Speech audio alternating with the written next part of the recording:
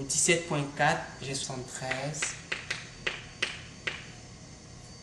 Pour 24.2, j'ai 56. Ces graphes-là, on doit faire ça chaque fois qu'on fait les... Oui, le nuage de points, c'est très important. Parce que le nuage de points te donne la tendance. Ok. Mais ici, elle nous a déjà dit d'utiliser une régression linéaire simple. Donc, on sait que c'est une droite qu'on va prendre. Mais déjà, en regardant le nuage, tu peux dire si le modèle que tu es en train de choisir, c'est-à-dire la droite, est-ce que c'est un bon modèle. Par exemple, ici, la droite c'était pas mal. Même si la parabole aussi faisait bien l'affaire. Alors, je dis que 7, c'est 25.4, donc je suis ici. 10.4, c'est 32, donc je suis ici. 13.5, 17.4, c'est 73. 64, 24.2, c'est 56.6.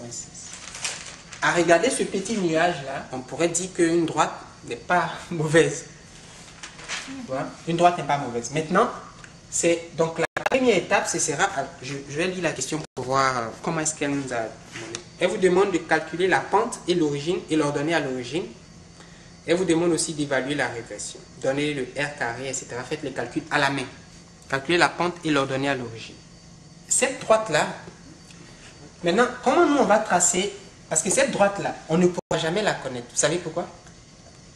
Ce qu'on cherche dans cette droite, c'est quoi? C'est bêta, alpha. Epsilon, c'est comme tu as dit. Donc, j'explique rapidement ce que signifie cette droite-là. Y, c'est le...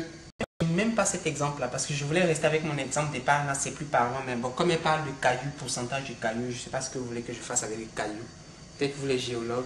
Mais disons, si je veux calculer le pourcentage, si tu me donnes un pourcentage de cailloux de type 2, ok? Pour un pourcentage de cailloux de type 2 donné, je veux savoir que vaut le pourcentage de cailloux de type. Moi, mon modèle, c'est que le pourcentage de cailloux de type 1 peut être calculé à partir du pourcentage de cailloux de type 2 par cette relation. Il me suffit de connaître bêta, alpha, et puis une certaine erreur sur laquelle je vais faire un certain nombre d'hypothèses, mais vous allez voir, on va y arriver, pour pouvoir connaître complètement ce truc-là.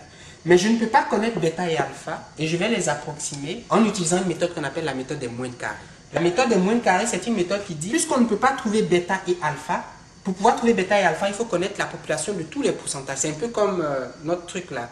Depuis le début là, quand on fait des... On ne peut pas connaître la moyenne, le poids moyen. Pourquoi? Parce qu'on ne peut pas interroger toute la population. On prend un échantillon. L'échantillon seul ne peut pas nous permettre de trouver ça et ça. Donc on va trouver les meilleures estimations de bêta et puis de alpha. Comment trouver les estimations? On va utiliser la méthode des moyennes carrées.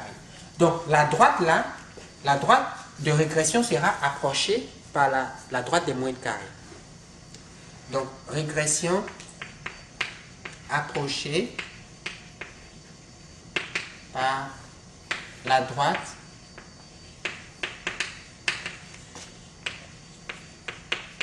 des moyennes carrées. Est-ce qu'il faut faire toujours ça? Oui, chaque fois c'est la droite. Sans la droite des moyennes carrées, on ne peut rien faire. Okay. Donc en fait, notre étape, l'étape 1 commence par la recherche de la droite des moyennes carrées. Alors je vais mettre ici 1. Maintenant, on va chercher, on va voir comment la droite des moyennes carrées. Et là, c'est très simple, mais ce chapitre-là, c'est vraiment bourré de formules. Donc, je vais vous donner l'équation de la droite. Y chapeau, égale, on va mettre bêta chapeau x plus alpha chapeau. Maintenant, comment on va calculer bêta chapeau et puis alpha chapeau?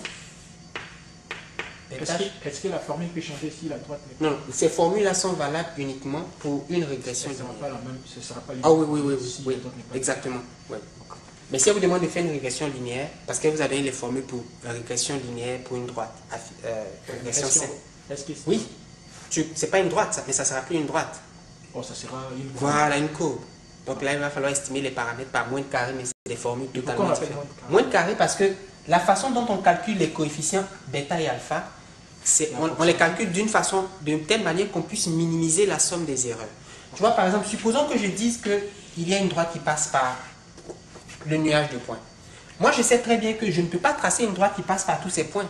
C'est pas possible, puisque les points ne sont pas alignés. Alors, ce que je vais chercher à faire, c'est de minimiser la somme des carrés des écarts par rapport à cette droite. Donc, tu vois ce point-là, je dis, hop, il me donne un écart.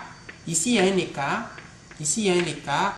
Et puis ici, il y a un écart. Et puis ici, il y a un écart. Si tu prends chacun de ces écarts et que tu les élèves au carré et que tu fais la somme, tu vas trouver quelque chose, n'est-ce pas? C'est ce qu'on appelle MSE, Mean Square Error. Mais ce que je vais trouver, c'est pour cette droite.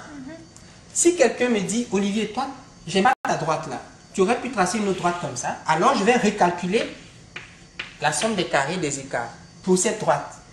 Donc, la droite des moindres carrés, c'est la meilleure droite. C'est celle qui donne le plus petit MSE.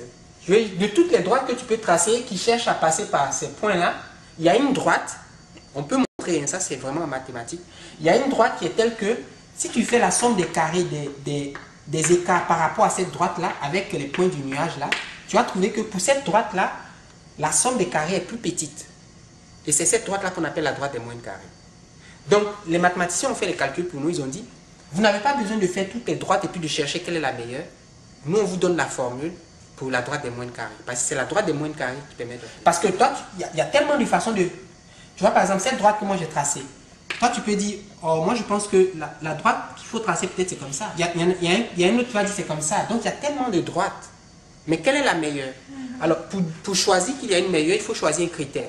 Et le critère, c'est de minimiser la somme des carrés des écarts. Donc, on ne veut pas qu'il y ait une distance trop grande entre un point et puis la droite. Donc, si on fait, lui, par exemple, d'ici à ici, ça fait un écart grand.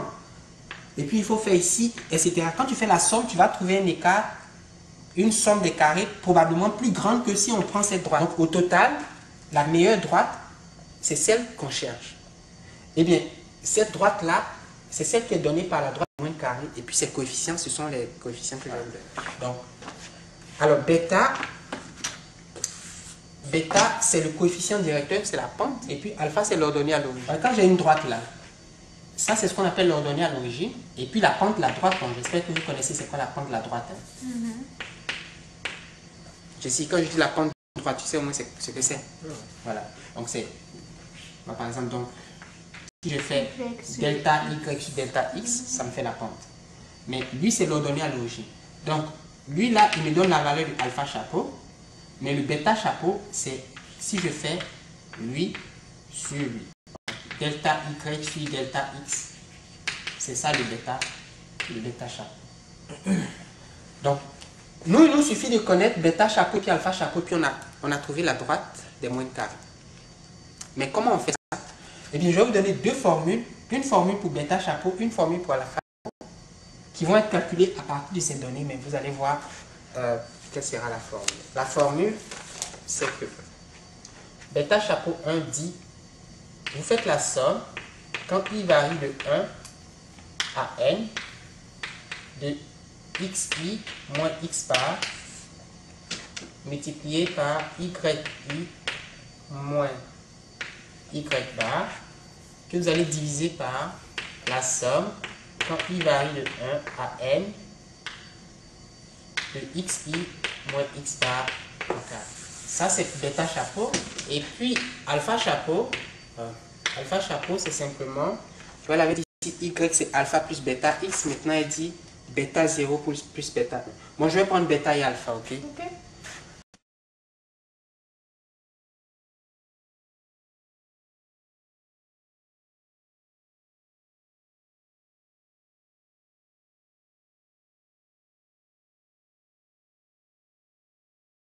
Donc ça va faire y bar moins bêta chapeau fois x bar.